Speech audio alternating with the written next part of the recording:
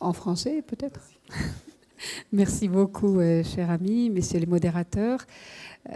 Bonjour, chers amis et collègues. C'est donc un plaisir pour moi aujourd'hui de parler de lipides, avec notamment est-ce que le LDL est une priorité, notamment dans nos pays, et de constater que on continue à travailler aussi bien avec les pays limitrophes, mais aussi beaucoup plus loin. Je félicite effectivement professeur Belkhadir et Ben Abed de travailler dans ce sens.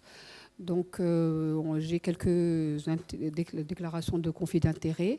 Et la question, finalement, qui est importante aujourd'hui, surtout dans nos contextes à nous, au Maroc et même à côté, est-ce qu'on doit regarder le LDL comme une priorité, puisque nous n'avons pas de recommandations nationales ni maghrébines, on pourrait travailler d'ailleurs dessus, et que finalement, on a beaucoup de recommandations qui viennent. Et nous, qu'est-ce qu'on doit faire? Est-ce qu'on va suivre les Européens ou plutôt les Américains, ou qu'est-ce qu'on va penser des recommandations françaises dans un pays qui, même au niveau épidémiologique, nous n'avons pour l'instant que des estimations. On aura peut-être dans les semaines à venir les résultats de l'étude Stepwise au Maroc. Elle a été déjà publiée en Algérie notamment, et qui nous permettra de savoir est-ce que nous avons les 37% ou 35% de patients avec une augmentation du LDL cholestérol au Maroc, ou est-ce que nous en avons un petit peu moins, pour qu'on puisse savoir est-ce que nous sommes un pays notamment à haut risque ou à bas risque cardiovasculaire, puisque pour l'instant on pourrait simplement s'apparenter aux pays d'Europe du Sud. Alors avant de démarrer, il est quand même important de rappeler que cette polémique sur les statines est là la peau dure, puisqu'on continue et on continue encore d'avoir des coups de téléphone ou des questions, que ce soit de patients mais aussi de confrères, sur cette polémique. Est-ce que le cholestérol n'est pas si mauvais que ça pour la santé? Est-ce que les statines ne sont pas intéressantes pour les traitements? Et donc, avant de parler du LDL, c'est quand même important de refaire le point sur le LDL, notamment le cholestérol. Alors, pour faire le point, c'est assez simple. Avant de regarder les études menées par les laboratoires ou menées par les statines, on sait depuis plus de 40 ans maintenant, presque un demi-siècle, que plus le taux de cholestérol est élevé dans le sang des personnes, et puis plus le risque de décès est important. Donc là, c'est un constat qui vient de différents pays. Ici, c'est une étude qui a rassemblé près de 20 pays. Et donc oui, plus le taux de cholestérol est élevé, plus il semble qu'il y ait une mortalité. Maintenant, ces patients, est-ce qu'ils meurent de vieillesse, puisque vous parlez de vieillesse tout à l'heure, ou est-ce qu'ils ont une mortalité particulière? Ben oui, ils ont une mortalité particulière, puisque également, plus le taux de cholestérol va s'élever, et plus on va avoir une augmentation, comme vous le voyez, linéaire de décès coronariens. Donc, s'il y a une augmentation linéaire de décès coronariens lorsqu'on va avoir une augmentation du taux de cholestérol, eh bien, c'est que avoir un taux de cholestérol élevé n'est pas le plus physiologique qui soit. Et il y a eu beaucoup de répercussions de cette polémique, avec beaucoup de patients qui ont arrêté leur traitement, que ce soit dans nos pays ou dans des pays européens ou américains. Ce n'est pas le but du sujet. J'ai juste rappelé une seule de ces, ce qu'on appelle négative story, des patients qui ont arrêté les statines et chez qui on a eu très rapidement une augmentation des infarctus du myocarde à hauteur de 26% ici, et 18% de décès cardiovasculaires. Donc, c'est important, oui, de rester très critique par rapport aux données scientifiques, de réfléchir aux biais qu'on peut avoir dans les études, mais il est aussi important de faire confiance à l'évidence-based. Et après la polémique, à peu près une année après, eh bien, en France, on a eu l'alerte qui finalement est passée en disant, au niveau, c'est la Société française de cardiologie qui avait rappelé finalement que ce sont des élucubrations et non pas des faits réels, et qu'on peut faire dire aux statistiques tout et n'importe quoi finalement, pour ceux qui connaissent bien les statistiques. Et donc, voir finalement les médecins comme des associations de malfaiteurs n'est peut-être pas si anodin que ça. Il faut faire attention lorsqu'on va lire les résultats. Et l'Académie nationale de médecine, d'ailleurs, vient, il y a à peu près un mois et demi, d'intensifier et d'insister sur le fait que, oui, oui, il y a un bénéfice à avoir des statines, notamment en prévention cardiovasculaire secondaire, et que lorsqu'on peut on arrête ce traitement, eh bien, il va y avoir des effets désastreux pour la santé. Donc, il faut que nos sociétés puissent continuer de s'intéresser à ces médecins, notamment à ces patients qui arrêtent. Je n'ai pas émis le communiqué du ministère de la Santé au Maroc, j'aurais dû, qui également a rappelé que les statines étaient un traitement important, sans pour autant préciser que les patients arrêtaient leur traitement suite à ces polémiques. Et donc, lorsqu'on va avoir un taux de LDL, cholestérol spécifiquement qui va diminuer, eh bien, on va avoir dans les méta-analyses, mais aussi dans les études contrôlées randomisées, lorsqu'on arrive à baisser ce LDL cholestérol en particulier, eh bien, on va baisser les événements cardiovasculaires avec des retentissements dans les recommandations et les guidelines, avec effectivement des preuves à l'appui, des preuves scientifiques, où on nous dit clairement ce LDL cholestérol élevé est cause d'athérosclérose et il faut baisser le LDL cholestérol, auquel cas nous allons avoir une baisse des événements cardiovasculaires. Et donc, j'inviterai effectivement les sociétés savantes de nos pays de s'intéresser à ceci, puisque nos patients et nos médecins suivent beaucoup les Français. Et lorsqu'il y a des arrêts d'un des côtés au niveau français notamment, eh bien, nous avons les mêmes problèmes chez nous, sauf que nous n'avons pas toujours les médias ou les sociétés savantes qui s'intéressent par la suite à cette problématique.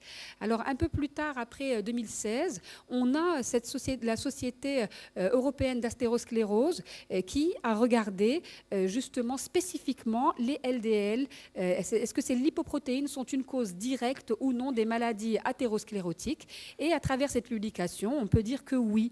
Non seulement elles sont problématiques, mais surtout lorsqu'on va diminuer le LDL cholestérol, eh bien, on aura des bénéfices au niveau cardiovasculaire, non seulement en fonction du niveau de risque absolu du patient, et on verra tout à l'heure ce risque et le nombre de patients qu'il faut qu'on traite pour pouvoir éviter un événement cardiovasculaire, mais aussi de la baisse, là aussi absolue, du LDL cholestérol, qui est très importante, avec un autre paramètre qui est à prendre en considération, c'est cette durée d'exposition à un taux abaissé de LDL cholestérol.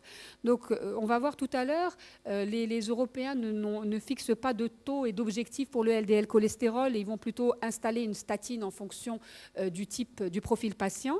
Les Européens vont nous proposer de baisser avec des objectifs fixés ou des pourcentages de baisse, mais en tout cas, ce qui sort de cette méta-analyse notamment, c'est que quelle que soit la prévention primaire ou secondaire, ou même si on regarde toutes les études randomisées et qu'on regarde cette corrélation au niveau mendélien, on regarde qu'il y a des bénéfices absolus à diminuer le taux de LDL cholestérol jusqu'à des valeurs qu'on n'atteint pas d'ailleurs avec les statines très souvent, et que le plus bas le mieux n'est peut-être pas ce qu'il faut pour le diabète. Effectivement, si on baisse trop l'hémoglobine glyquée, eh bien, on va avoir un risque notamment d'entraîner des hypoglycémies et des complications.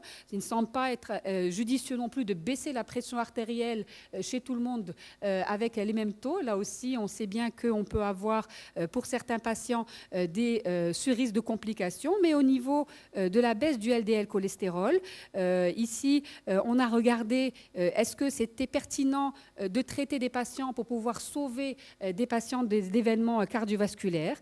On se rend compte qu'en traitant pendant 5 ans, eh bien, en traitant pendant 5 ans, on va avoir à 10 ans un bénéfice, et notamment, ici, si vous regardez ici, le nombre de patients à traiter de 11,7 à 100 qui vont bénéficier de cette baisse du LDL cholestérol, notamment par les statines. Et on a extrapolé, puisqu'on n'a pas d'études sur des populations traitées pendant plus de 30 ans, mais on a extrapolé également, en se servant des arguments de la diapo précédente, eh bien, lorsque on regarde, on voit les estimations pour la population traitée pendant 30 ans, eh bien, là aussi, il nous faut simplement 2 à 13 patients pour pouvoir voir un bénéfice chez un patient de 10 diminution du risque cardiovasculaire. Ce qui fait que, oui, nous devons regarder ces patients, on va voir quel risque en fonction de telles recommandations, mais surtout, on ne doit pas se satisfaire de taux de LDL cholestérol peu élevés, modérément élevés. Il faut pouvoir traiter les patients à risque, bien entendu les préventions secondaires, mais aussi les patients à haut risque cardiovasculaire. Alors, on ne peut pas avancer avec le LDL sans parler de cette analyse très bien faite du rapport bénéfice-risque des statines qui a vu en long et en large et regardé la validité des données d'efficacité et de sécurité d'emploi des statines avec les essais qui ont été contrôlés et qui a complètement réfuté les livres dont vous avez soit entendu parler ou que vous avez dû lire, je dois dire assez péniblement, et qui rappelle justement que les statines à une dose moyenne, à peu près une atorvastatine 40 ou une rosuvastatine 20, permet de diminuer le LDL cholestérol de moitié et que ces bénéfices au niveau cardiovasculaire des statines, eh bien, c'est un bénéfice qui est lié à la réduction du LDL cholestérol. Et donc, on diminue les événements. Plus on diminue les événements, plus on baisse le LDL cholestérol, plus on diminue les événements. Et vous verrez tout à l'heure que pour 10 000 patients traités pendant 5 ans, eh bien, on peut éviter plusieurs complications cardiovasculaires majeures. Alors, vous allez me dire, on va traiter les préventions secondaires et on va laisser les préventions primaires parce qu'ils n'ont pas encore fait d'événements. Eh bien, déjà, les statines qui ont prouvé une efficacité en prévention secondaire, oui, il y en a, et vous voyez que la courbe ici, elle a une pente assez intéressante. Mais qu'en prévention primaire, la pente existe, mais ce serait moins important. Donc, oui, il faut donner et traiter par les statines les patients en prévention secondaire. Et en prévention primaire, eh bien, on va regarder, est-ce que ce patient est diabétique? Est-ce que ce patient a des antécédents autres? Est-ce qu'il c'est un fumeur? Est-ce que c'est un patient hypertendu ou qui a d'autres complications cardiovasculaires pour pouvoir juger de son risque. Alors, comme dans la salle, nous sommes une population assez différente de médecins, que ce soit des médecins généralistes ou des spécialistes, eh bien, c'est important de rappeler comment on regarde le LDL cholestérol dans les recommandations. Eh bien, les étapes pour la Société européenne d'athérosclérose ou de cardiologie, on a 3 étapes tout à fait simples. On établit le risque cardiovasculaire global. Ensuite, on se fixe des objectifs et on s'y tient. On fixe des cibles et on va agir. Alors, vous connaissez tous ce tableau. On va séparer les femmes des hommes, les fumeurs des non-fumeurs. Et ensuite, en fonction de l'âge et du taux de cholestérol total, eh bien, on va regarder le risque score de ce patient. Vous voyez que plus on va aller chez les fumeurs et plus on augmente en âge et bien sûr un peu plus pour le sexe masculin, plus le risque va être élevé. Et donc, on va établir 3 niveaux de risque. Un très haut risque cardiovasculaire qui revient à la prévention secondaire ou chez les patients diabétiques compliqués, par exemple, ou les insuffisants rénales chroniques sévères. Le haut risque cardiovasculaire où on a là aussi les patients diabétiques qui n'ont pas de complications. Et vous avez donc bien compris qu'en diabétologie, on n'utilise pas ce score de risque. On a d'emblée un patient à haut risque ou à très haut risque.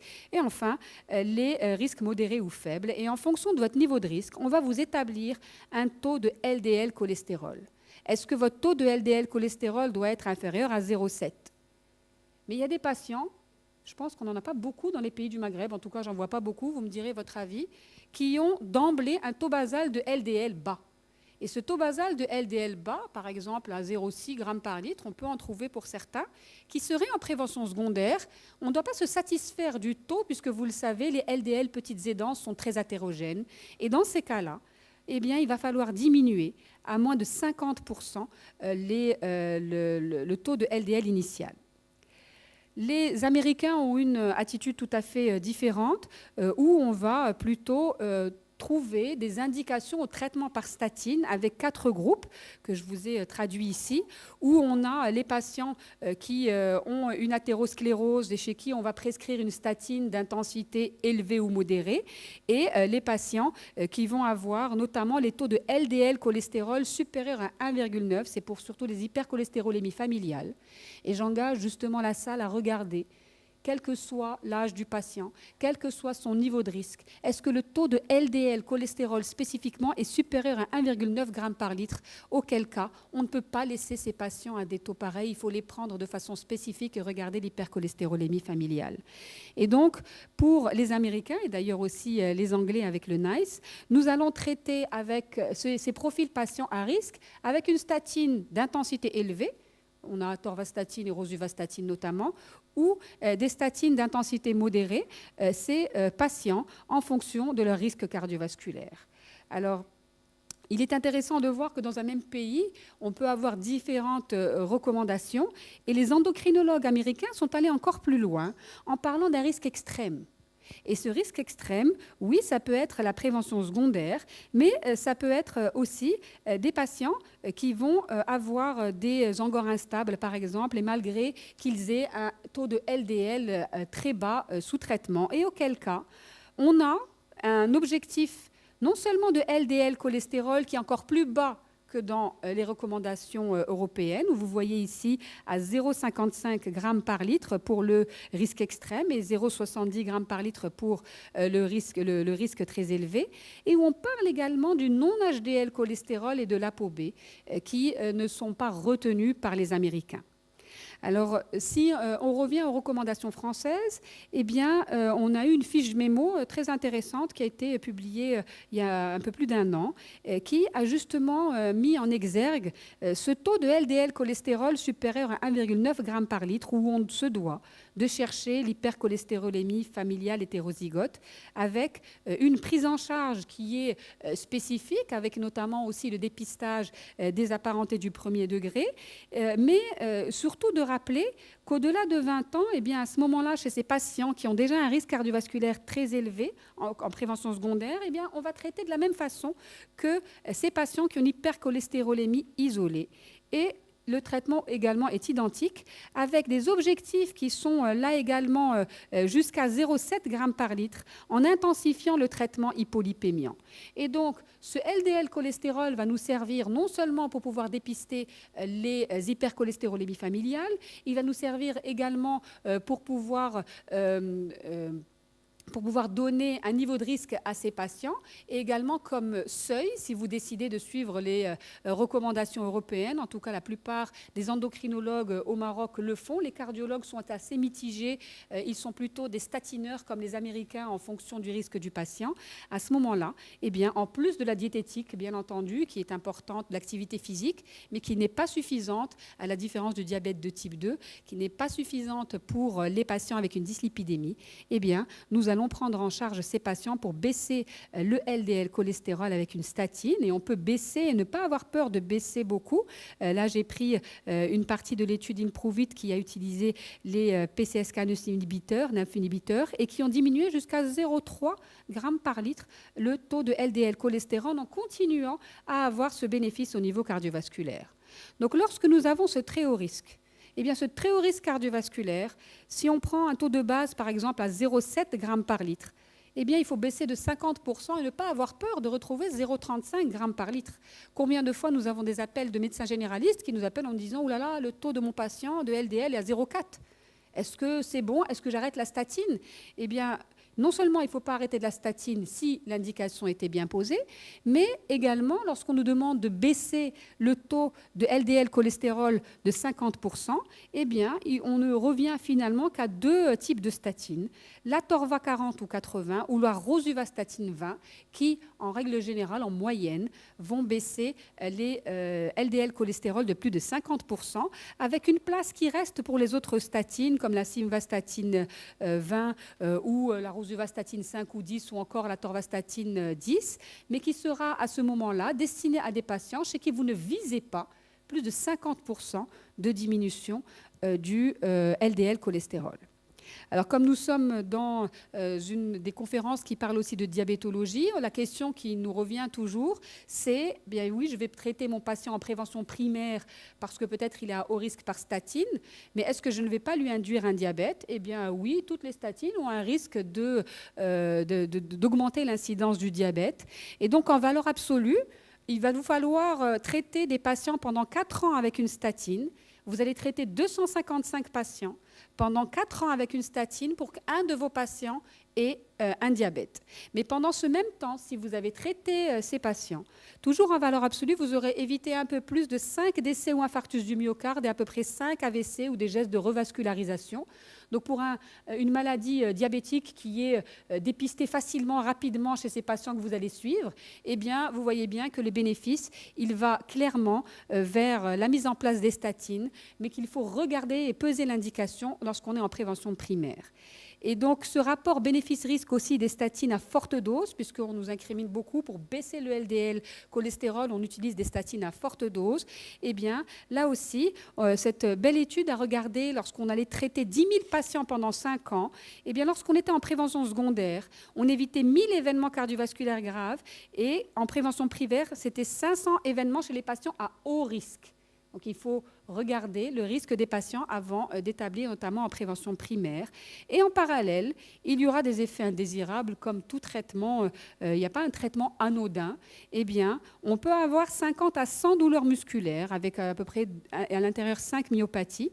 On peut induire, puisqu'on a traité 10 000 patients, 50 ou 100 cas de diabète et quelques AVC hémorragiques, mais vous avez bien vu aussi ici que les événements graves, les événements en prévention secondaire notamment, mais aussi en prévention primaire que vous allez éviter, eh bien, restent toujours en faveur des statines. Alors, est-ce qu'on va continuer à baisser le LDL de cholestérol toujours plus bas et toujours plus fort? Alors, la réponse est oui, bien entendu, pour les patients en prévention secondaire, mais il faut quand même penser aux patients qui sont à la fois polyvasculaires et diabétiques. Lorsqu'ils sont en prévention secondaire, on a des papiers qui commencent à sortir pour dire qu'on va les traiter d'autant plus. Et oui, également pour les hypercholestérolémies familiales en prévention primaire. Et lorsque vous avez des patients en prévention primaire qui sont à haut risque cardiovasculaire. Et je vous remercie.